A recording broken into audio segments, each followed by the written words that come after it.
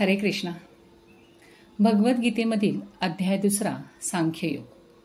संजय म्हणाला, करुणेने भारावलेल्या, मन खचलेल्या आणि अश्रूंनी नेत्र भरून आलेल्या अर्जुनाला पाहून मधुसूदन श्रीकृष्ण पुढील प्रमाणे म्हणाले. पुरुषोत्तम श्री भगवान म्हणाले, हे अर्जुना, तुझ्यामध्ये अशा अशुद्ध गोष्टी कशा आल्या? ज्या मनुष्याला जीवनाच्या मूल्यांचे ज्ञान आहे त्याला या मोहमयी गोष्टी मुळीच शोभत नाहीत. असा मोह मनुष्याला उच्चस्तर लोकांमध्ये नेण्यात नाही तर त्याच्या दुष्कीर्तीला कारणीभूत होतो. हे पार्थ, अशा हीन नपुंसकतेची कास धरू नकोस. असे करणे तुला शोभत नाही. अंतःकरणाचे असे शूद्र दुबळेपण सोडून दे आणि हे परंतप उठ. अर्जुन म्हणाला, हे हरिसूदन, हे मधुसूदन, मला पूजनीय असणाऱ्या भीष्म द्रोणांसारख्या व्यक्तींशी मी बाणाने कसे काय युद्ध करू शकेन? महात्मा सम असणाऱ्या माझ्या गुरुजनांना मारून जगण्यापेक्षा भिक्षा मागून जगणे अधिक श्रेयस्कर आहे. जरी त्यांना भौतिक लाभाची इच्छा असली तरी ते ज्येष्ठ आहेत. त्यांची हत्या केल्यास आपले सर्व भोग रक्तरंजित होतील. त्यांच्यावर विजय प्राप्त करणे की त्यांच्याकडून पराजित होणे, या दोघांपैकी कोणती गोष्ट अधिक चांगली आहे हे आम्हाला कळत नाही. जर आम्ही धृतराष्ट्रपुत्रांची हत्या केली तर आम्हाला जगण्याची आवश्यकता नाही. तरी देखील युद्धभूमीमध्ये ते आमच्या समोरच उभे आहेत. माझ्या दुर्बलतेमुळे मी माझ्या कर्तव्य आचरणाविषयी गोंधळून गेलो आहे आणि माझी मनःशांती नष्ट झाली आहे. अशा स्थितीत माझ्यासाठी निश्चितपणे सर्वात श्रेयस्कर काय आहे यासंबंधी मी तुम्हाला विचारित आहे. मी तुमचा शिष्य आहे आणि तुम्हाला शरण आलो आहे. कृपा करून मला उपदेश करा. माझी इंद्रिय शुष्क करू पाहणाऱ्या शोकाला ज्यायोगे नाहीसे करता येईल असा उपायच मला दिसत नाही. स्वर्गातील देवांसारखे सार्वभौमत्व असलेले वैभवशाली तसेच निष्कंटक राज्य प्राप्त करून सुद्धा मला या शोकाचे विनाकरण करता येणार नाही. संजय म्हणाला, याप्रमाणे बोलून झाल्यावर परंतप अर्जुन श्रीकृष्णांना, हे गोविंद, मी युद्ध करणार नाही असे म्हणून स्तब्ध झाला. हे भरतवंशजा, त्यावेळी दोन्ही सैन्यांच्या मधोमध उभे राहून हास्य करणारे श्रीकृष्ण खिन्न झालेल्या अर्जुनाला याप्रमाणे म्हणाले. पुरुषोत्तम श्री भगवान म्हणाले, पंडितांप्रमाणे बोलताना तू जे शोक करण्यायोग्य नाही त्याविषयी शोक करीत आहेस. ज्ञानीजन जीवितांविषयी तसेच मृतांविषयी शोक करीत नाहीत. ज्या काळी मी, तू आणि हे सर्व राजे अस्तित्वात नव्हते असा काळ कधीही नव्हता आणि भविष्य काळात आपण अस्तित्वविहीन होणार असेही नाही. ज्याप्रमाणे देहधारी आत्मा अविरतपणे या देहात बालपणापासून तारुण्यात आणि तारुण्यातून वार्धक्यात जात असतो, त्याप्रमाणे मृत्यूनंतर जीवात्मा दुसऱ्या देहामध्ये प्रवेश करतो. या स्थित्यंतरामुळे धीर मनुष्य गोंधळून जात नाही. हे कौंतेय, तात्पुरती उत्पन्न होणारी आणि कालांतराने विनाश पावणारी जी सुखदुःखे आहेत ती हिवाळा आणि उन्हाळा यांच्या येण्या जाण्याप्रमाणे आहेत. हे भरतवंशजा, ती सुखदुःखे इंद्रियांना होणाऱ्या जाणीवेपासून निर्माण होतात आणि मनुष्याने ती शुद्ध न होता सहन करण्यास शिकले पाहिजे. हे पुरुषश्रेष्ठ अर्जुना, जो पुरुष सुख आणि दुःख याने विचलित होत नाही आणि दोन्ही अवस्थांमध्ये स्थिर असतो तो मोक्ष प्राप्तीसाठी निश्चितपणे योग्य आहे. तत्वदर्शी पुरुषांनी असा निष्कर्ष काढला आहे की असत वस्तू चिरकाळ टिकू शकत नाहीत आणि सत वस्तू अपरिवर्तनीय असतात. या दोन्हींच्या स्वरूपाचा अभ्यास करून तत्वदर्शी पुरुषांनी असा निष्कर्ष काढला आहे. जे संपूर्ण शरीराला व्यापून आहे ते अविनाशी आहे असे तू जाण. त्या अविनाशी आत्म्याचा कोणीही नाश करू शकत नाही. अविनाशी, अमर्याद आणि शाश्वत जीवात्म्याच्या शरीराचा निश्चितपणे अंत होणार आहे. म्हणून हे भरतवंशजा, तू युद्ध कर. जीवात्मा मारणारा आहे किंवा मारला जातो असे मानणारा मनुष्य अज्ञानात असतो, कारण जीवात्मा मारित नाही किंवा मारलाही जात नाही. कोणत्याही काळी आत्म्यासाठी जन्मही नाही आणि मृत्यूही नाही. त्याचा जन्म झाला होता असेही नाही, त्याचा जन्म होतो असेही नाही आणि त्याचा जन्म होणार आहे असेही नाही. तो अजन्मा, सनातन, नित्य अस्तित्वात असणारा आणि पुरातन आहे. शरीराचा नाश झाला तरी त्याचा नाश होत नाही. हे पार्थ, आत्मा अविनाशी, शाश्वत, अजन्मा आणि अव्ययी आहे. हे जाणणारा पुरुष कोणाला कसा मारेल किंवा कोणाला कसा मारविल? ज्याप्रमाणे मनुष्य जीर्ण वस्त्रांचा त्याग करून नवीन वस्त्रे धारण करतो, त्याप्रमाणे आत्मा ही जीर्ण आणि निरुपयोगी शरीराचा त्याग करून नवीन भौतिक शरीरे धारण करतो. या आत्म्याचे कोणत्याही शस्त्राद्वारे तुकडे करता येत नाही, अग्नीद्वारे त्याला जाळता येत नाही, पाण्याद्वारे त्याला भिजवता येत नाही, तसेच वाऱ्याने त्याला सुकविताही येत नाही. हा आत्मा अविद्राव्य तथा न तुटणारा आहे आणि त्याला सुकविणे किंवा जाळणेही शक्य नाही. हा नित्य, सर्वव्यापी, अपरिवर्तनीय, निश्चल आणि शाश्वत आहे. हा आत्मा अदृश्य, कल्पनातीत आणि अपरिवर्तनीय आहे असे म्हटले जाते. हे वास्तव तू जाणून तू शरीराविषयी शोक करू नकोस. तथापि आत्मा नित्य जन्मतो आणि नित्य मृत होतो असे जरी तुला वाटत असले तरी हे महाभाव, तू शोक करणे योग्य नाही. जो जन्माला आला आहे त्याचा मृत्यू निश्चित आहे आणि जो मृत झाला आहे त्याचा जन्म निश्चित आहे. म्हणून स्वतःच्या अपरिहार्य कर्तव्य पालनात तू शोक करणे योग्य नाही. समस्त जीव प्रारंभी अव्यक्त असतात, मध्यावस्थेत व्यक्त असतात आणि विनाशानंतर पुन्हा अव्यक्त होतात. म्हणून शोक करण्याची काय आवश्यकता आहे? कोणी या आत्म्याकडे विस्मयकारक म्हणून पाहतात, कोणी याचे वर्णन अद्भुत म्हणून करतात आणि कोणी याविषयी आश्चर्यकारक म्हणून ऐकतात. परंतु दुसरे असे आहेत की जे त्याच्याविषयी ऐकल्यावरही त्याला मुळीच जाणू शकत नाहीत. हे भरतवंशजा, या देहामध्ये जो वास करतो त्याचा कधीच वध होऊ शकत नाही. म्हणून कोणत्याही प्राणीमात्रासाठी तू शोक करण्याची आवश्यकता नाही. क्षत्रिय या नात्याने तुझ्या विशिष्ट कर्तव्याचा विचार केला असता तू जाणले पाहिजेस की धर्मतत्वासाठी युद्ध करण्यापेक्षा श्रेष्ठ असे इतर कोणतेही कार्य तुला नाही. यास्तव तू संकोच करण्याची आवश्यकता नाही. हे पार्थ, प्रयत्न न करताही अशा युद्धाची संधी प्राप्त झालेले क्षत्रिय खरोखरच सुखी आहेत, कारण या संधीमुळे त्यांच्यासाठी स्वर्गाची द्वारे सहज उघडी होतात. मात्र तू जर धर्मयुद्ध करण्याचे आपले कर्तव्य केले नाहीस तर कर्तव्य करण्यामध्ये निष्काळजीपणा केल्यामुळे तुला निश्चितपणे पाप लागेल आणि याप्रमाणे योद्धा म्हणून तू आपली कीर्ती गमावशील.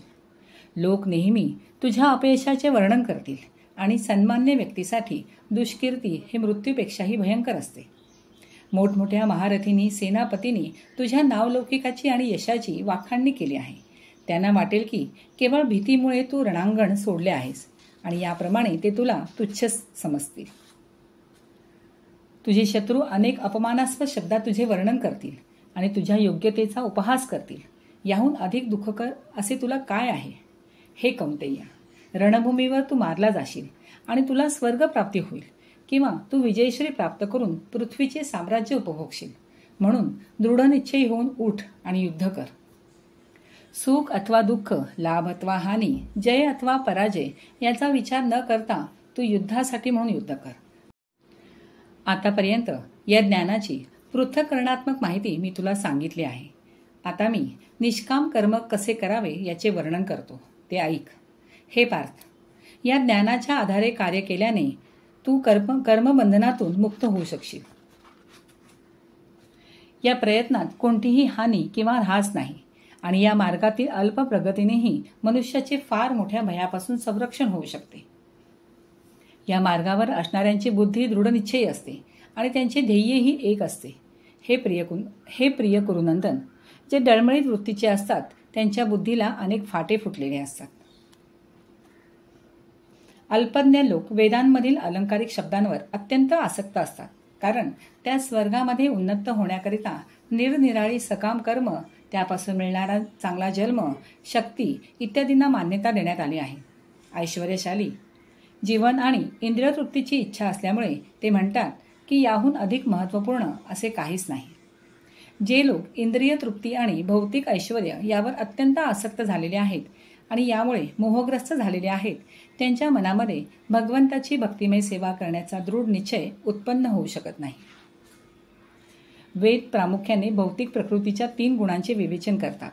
हे अर्जुना, या 3 गुणांच्या पलीकडे स्थित हो, सर्व द्वंद्वांतून मुक्त हो आणि लाभ तथा रक्षण याच्या काळजीतून मुक्त होऊन आत्मपरायण हो.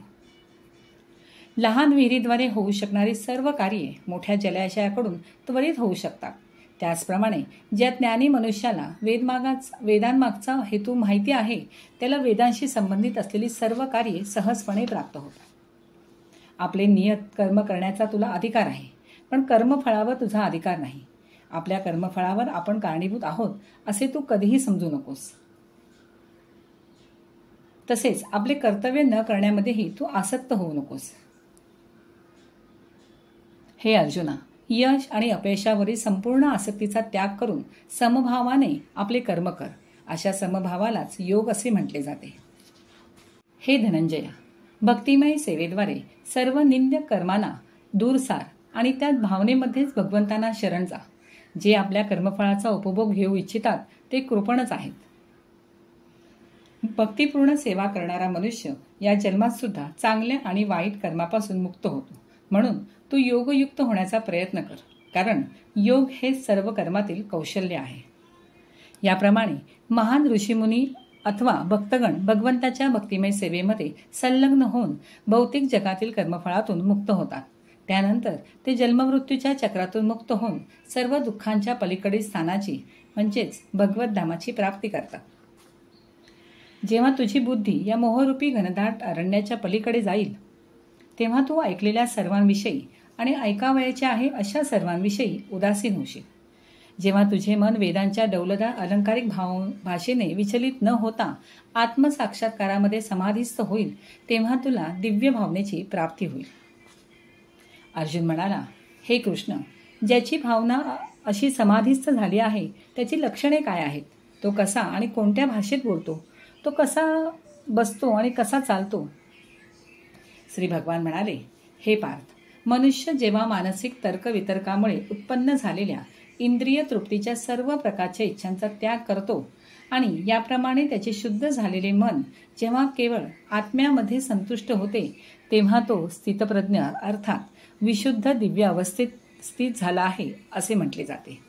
ज्या साधकाचे मन त्रिविध तापांनीही विचलित होत नाही किंवा सुखांनी हर्ष उल्हासित होत नाही, तसेच जो आसक्ती, भय आणि क्रोध यापासून मुक्त झाला आहे त्याला स्थिर मन झालेला मुनी असे म्हटले जाते.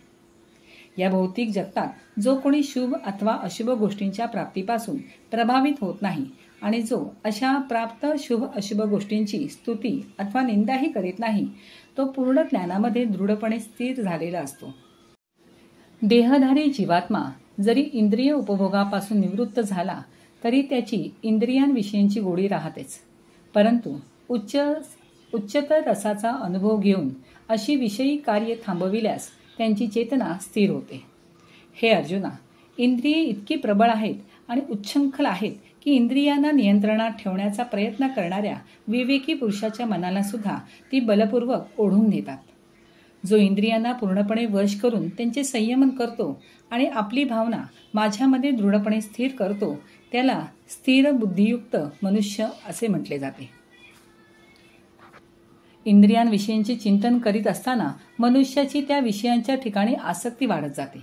अशा आसक्तीपासून काम उत्पन्न होतो आणि कामापासून क्रोध प्रकट होतो. क्रोधापासून संमोह निर्माण होतो आणि मोहापासून स्मृती भ्रमित होते. स्मृती भ्रमित झाल्यानंतर बुद्धिनाश होतो आणि बुद्धिनाश होतो तेव्हा मनुष्याचे पुन्हा भौतिक अंधकृपास पतन होते.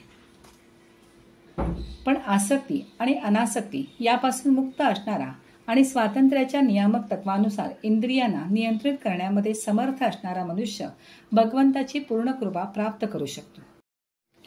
याप्रमाणे कृष्ण भावनेमध्ये संतुष्ट झालेल्या व्यक्तीसाठी भौतिक अस्तित्वाचे त्रिविध ताप नाहीसे होतात आणि अशा प्रसन्न भावनेमध्ये व्यक्तीची बुद्धी त्वरितच स्थिर होते.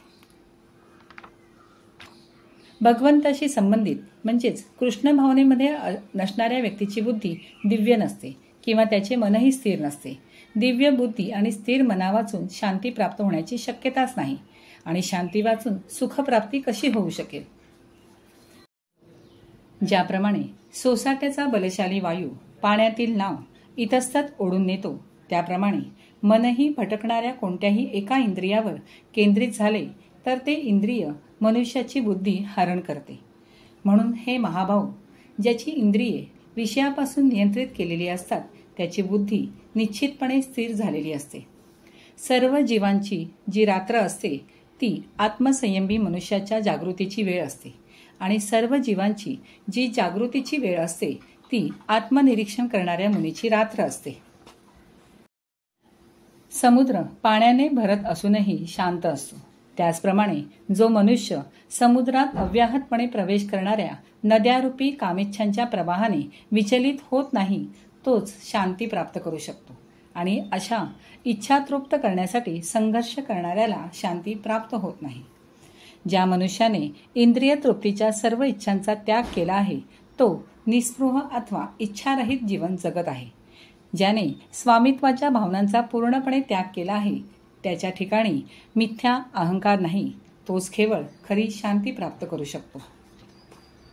आध्यात्मिक आणि दिव्य जीवनाचा हाच मार्ग आहे आणि याची प्राप्ती झाल्यावर मनुष्य मोहित होत नाही.